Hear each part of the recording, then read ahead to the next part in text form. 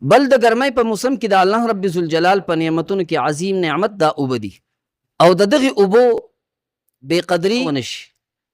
او بل د دغې اوبو شکر ادا شي، ځکه دا یخې اوبه د الله رب ذوالجلال عظیم نعمت دی. او حدیث مبارک کې راځي ان اول ما يسأل عنه یوم القیامت یعنی العبد یوم القیامت، وی د قیامت په ورځ به په نعمتونو کې چې اول تپوس کېږي د انسان نه او د بنده نه، وی دا به څه وی ان یقال له، هغه دا چې د انسان ته به وویلی شي چې الم نصح لک جسمک، هلکه موږ تا دپاره ستا دا جسم صحیح کړی نو، تا لم صحت نو درکړی، ستا دا وجود مونږ صحیح سالم نو جوړ کړی.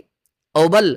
ونرویک من الماء البارد، تا لم یخې اوبه د څکو دپاره نه وې درکړي، د قیامت په ورځ باندې وایي چې په نعمتونو کې اول تپوس کېږي، وایي د دغې نعمت به کېږي چې هغه یخې اوبه دي او د انسان دا صحت دی. نو زما عزتمندو دا یخې اوبه دا د الله رب ذوالجلال یو نعمت دی او د هر نعمت شکریا ادا کول پکار دی. د هر نعمت شکریا ضروری ده. د اوبو شکریا چې کوم دی دا د زما عزتمندو دی دا اوبه راوالي په ښی لاس باندې راوالي او دی هغې ته کیني او د هغې نه وروستو چې کوم دی د اوبو ته وګوري او بیا ورته بسم الله ووایي او په دریو ساګانو باندې وڅکي او د هغې نه وروستو دی الحمدلله ووایي، دا د دغې نعمت چې کوم دی شکریا ده په دنیا کې چې ده وڅکله. او په بدن سره هم د دغې شکریا ادا کول، تعالی الله پاک صحت ترکو یخې اوبه یې دله درکړه، اوس د الله پاک عبادت وکړه، دا بدني شکر دی د دغې نعمت چې انسان باندې ضروري دی د هغې نه غفلت کوي. زما عزتمندو